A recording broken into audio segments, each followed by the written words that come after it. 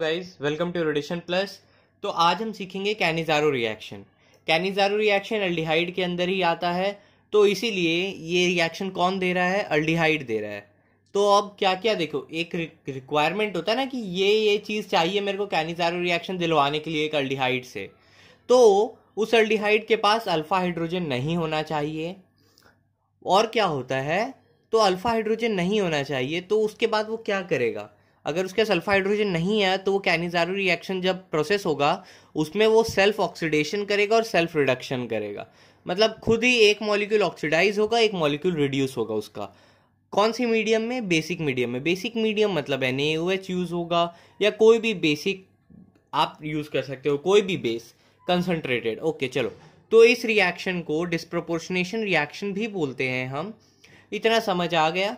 तो देखो क्वेश्चन इसमें था कि an aldehyde without alpha hydrogen, alpha hydrogen नहीं होना चाहिए। क्वेश्चन नीट में ऐसे ही पूछे जाएंगे या एम्स आपके जेई में भी कि which of the following will give Cannizzaro reaction. तो HCHO में अल्फा हाइड्रोजन है क्या? अल्फा कार्बन ही नहीं है, तो अल्फा हाइड्रोजन कहाँ से आएगा? तो ये कैनिज़ारो रिएक्शन देगा। अब आता है ये आपका बेंजल्डिहाइड। बेंजल्डिहाइड में इस वाले को बोलते हैं अल्फा कार्बन।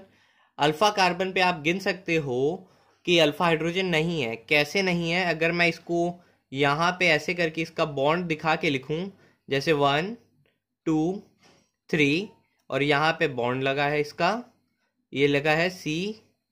ओके, तो देखो ये है और ये अल्फा कार्बन, इधर 1 2 3 और 4, चार हैंड पूरा कार्बन से अटैच है, तो अल्फा हाइड्रोजन नहीं है ना, तो ये भी देगा कैनिज़ारो रिएक्शन।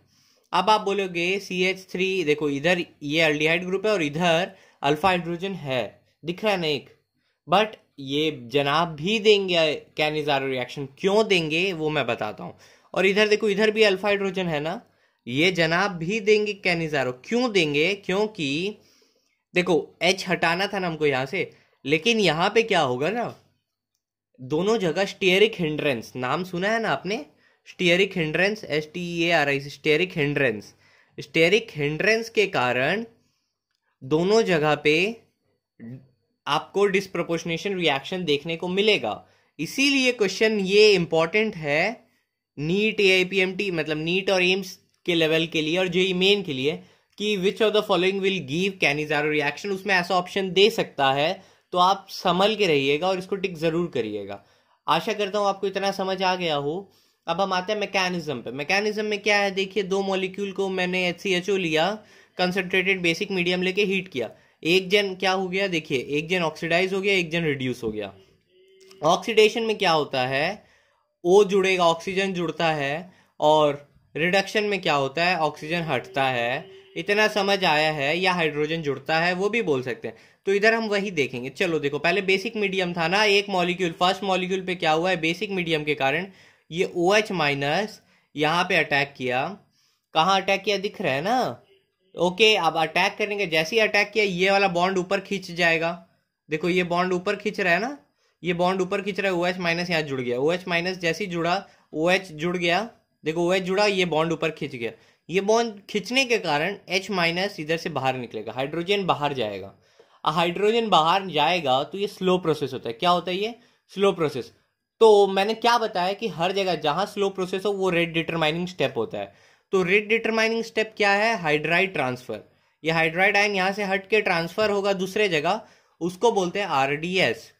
तो rate determining step is hydride transfer. अब देखो, अगर ये H हट रहा है ना, ये कहाँ ट्रांसफर होगा अपन को वो समझना। इधर एक और मॉलिक्यूल आप लिख लो ऐसे HCO का, ठीक है? देखो CH और इधर H, ये आ गया ना, ये हाइड्रोजन, ये हाइड्राइड यहाँ से हट के यहाँ लगेगा। यहाँ लगेगा तो मैंने दिखाया ना, यहाँ पे देखो हाइड्राइड आयन लगा और यहाँ पे ये हट गया था, तो वापस ये अपना बॉन्ड नीचे गिराया। ये क्या बन गया, HCOH बन गया ना। और यहाँ H लग के क्या बन गया, देखो HCO माइनस और CH3OH बना। क्यों बना, देखो ये आप समझना अपने को। ये एसिड था, एसिड के H प्लस लूज करता है हमेशा, H प्लस लूज किया, और ये क्या बेस था, तो H प्लस एक्सेप्ट करके दिखा दिया आपको। बस यही चीज है। तो देखो क्या हो गया, ये ऑक्सीडेशन हुआ, रिडक्शन हुआ। रिडक्शन क्या हुआ, हाइड्रोजन को गेन, हाइड्राइड आयन को गेन किया है एक मॉलिक्यूल HCHO का, और एक मॉलिक्यूल क्या किया था, O को। समझ आया इस चीज का बात? आशा करता हूँ आपको समझ आई हो यहाँ तक। तो रेट डिटरमाइनिंग स्टेप भी हमको पता चल गया। अगर ये स्लो है तो स्लो में मेरे को 2 मॉलिक्यूल यूज हो रहा है, दिख रहा है ना आपको, 2 HCHO का मॉलिक्यूल और 1 OH माइनस। इतना समझ आया। तो रेट हम ऐसे लिखते हैं किसी भी रिएक्शन का, K into HCHO twice into concentration of OH minus. ये लिखने के बाद ये कब है, ये रेट नॉर्मल कंसेंट्रेशन में जब सब कुछ दिया है। अगर हायर कंसेंट्रेशन होगा ना एल्डिहाइड का, तो इधर रेट फोर्थ ऑर्डर रिएक्शन हो जाएगा। फोर्थ, अभी तो थर्ड पे चल रहा है, अगर हाई कंसेंट्रेशन में लें तो फोर्थ ऑर्डर रिएक्शन शो करेगा। तो ये भी एक एग्जाम ओरिएंटेड क्वेश्चन है, ये आप समझ लो। अब आता है क्रॉस कैनिजारो रिएक्शन। जैसे हम पढ़ते हैं ना हाइब्रिड, वैसे ये भी एक हाइब्रिड टाइप, ये समझ लो आप। देखो क्रॉस कैनिजारो में 2 अलग अलग, ये ए लिया ये बी लिया, मतलब दोनों ही कैनिजारो देगा, तो लेकिन अलग अलग मॉलिक्यूल है। जैसे इधर मैंने बेंजल्डिहाइड लिया, इधर फॉर्मल्डिहाइड लिया, दोनों को हीट किया, अलग चीज बनेगा। अब मेरे को ये चीज समझना है कि कौन ऑक्सीडाइज होगा कौन रिड्यूस होगा। जो ज्यादा रिएक्टिव होगा वो ऑक्सीडाइज होगा।